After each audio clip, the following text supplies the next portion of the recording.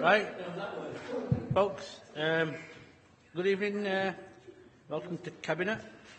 I've got apologies from David and Nahid, they both got other engagements. It's 4 p.m. on Tuesday 17th of April 2018. Membership of the committee, we're here, except for the two members who I mentioned earlier. Item number 2, minutes of previous meeting, is that a correct record? Yeah, thank you. Any interest? Anyone wants to declare? Please do so and complete the form if you have any interest. Admission of the public. We've got no public, Andrea? No. Okay, item 5, no public, no deputations or petitions, unless some members have got any deputations. No, thank you. Member question time. We've got no members other than the cabinet members. Item 7, special education needs and disability information, advice and support services. Is that you taking, Masood? Okay, over to you. Thank you, Chair. Thank you, Chair. The report sets out a proposal to join our SEND Independent Advice Service with the same service in Calderdale.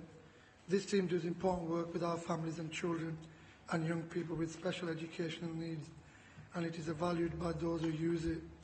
Caseworkers in this team are expected to gain a set of qualifications.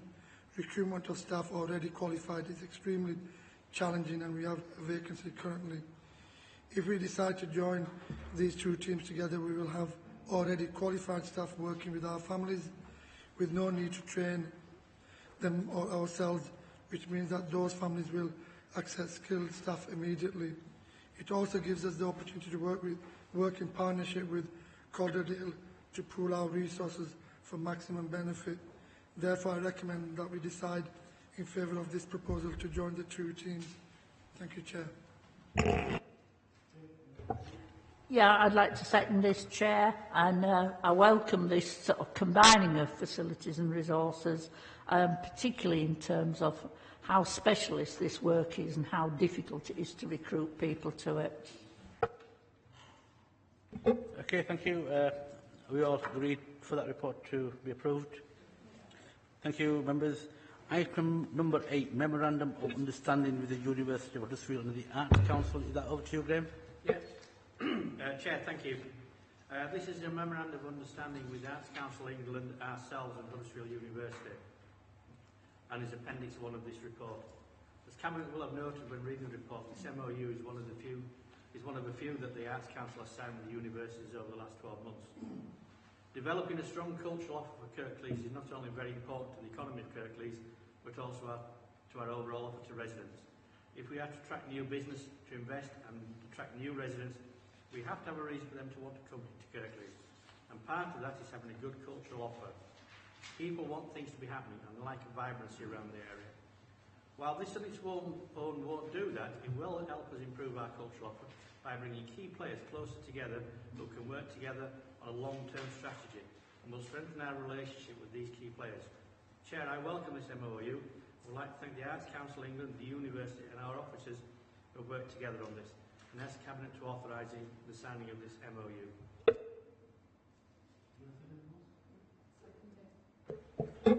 Okay, thank you. Are we okay to approve that? Viv?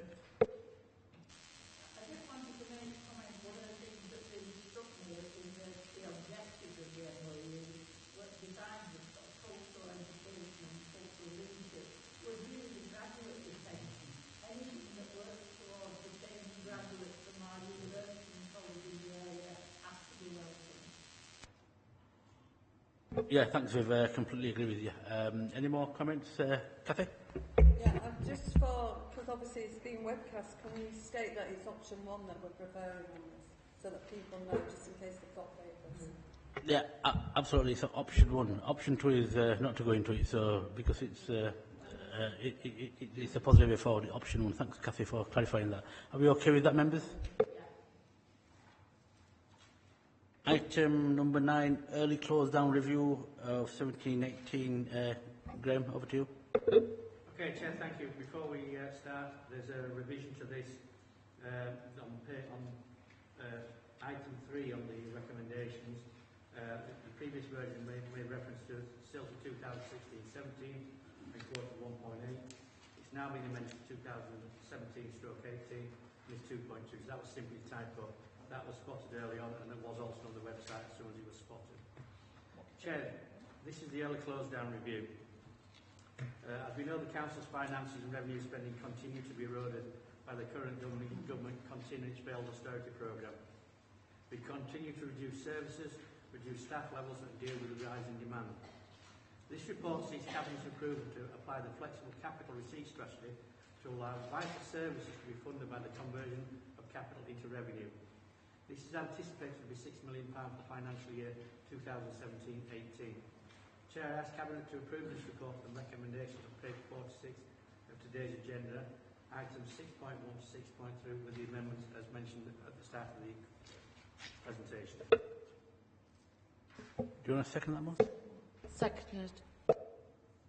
Okay, thank you, and thanks for that correction, Graham. We'll note that in the report. Any comments, or are we okay to approve that, members? Okay, thank you. Item number 10 is also linked to item 13, which is a report in public, so in private. So, are we okay to take this item first? I'm assuming people are familiar with item 13. So what we could do, we could actually take this item first, and then we can then just go into 11 and 12. We can then go into public, sorry, in private session. So are we okay to take this item before item 13? Yeah. Yeah. I think I've got a nod from members. Okay. Okay then, Chair. Thanks again. This is a proposed capital plan for our schools. As Cabinet will have noted, the plan is to invest £4.9 million in our schools estate. This has been made up of a rollover from last year's capital budget and £3.7 million from the government through the Learning and Early Support Capital Maintenance Programme. Whilst I welcome, I'm sure Cabinet will welcome the £3.7 million from government to help keep our schools warm and dry and create great spaces to learn and develop, this is a drop in the ocean of the estimated £40 million that needs to be spent over the next 5 years on priority 1 to 3 works. We need to spend £8 million a year to maintain our schools, so this year alone we will have a shortfall of £3 million. The continued underfunding on the maintenance of our schools is short-sighted and is symptomatic of the government's failing to support public services. Our children and grandchildren deserve to be educated in decent, well-maintained facilities. What sort of life lesson do they receive by having to put up with crumbling schools?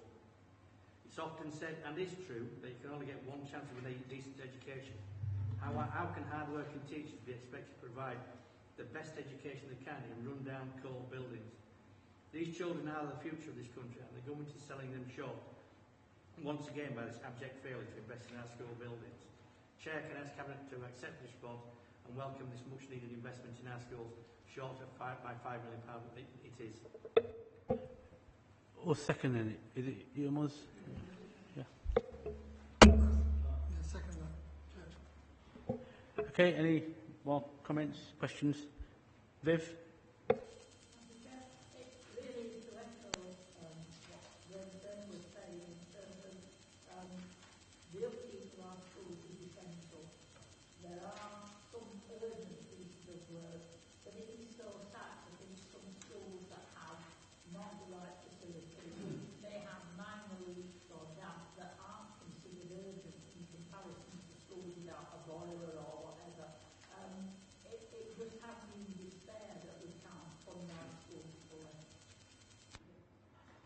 Yeah, absolutely. And about a year ago, February 2017, there was a National Audit Office report that was commissioned by the DFE.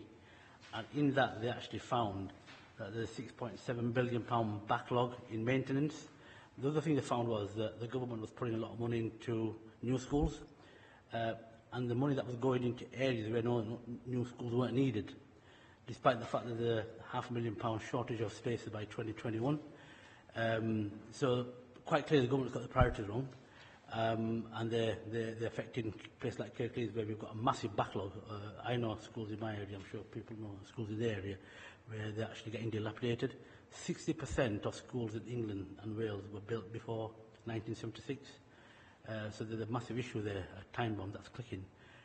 So yeah, I completely understand what members are saying, and are we all okay to approve the report?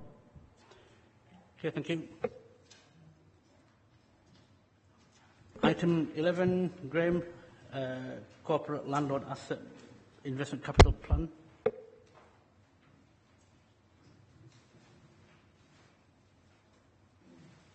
Hey, sorry to be again.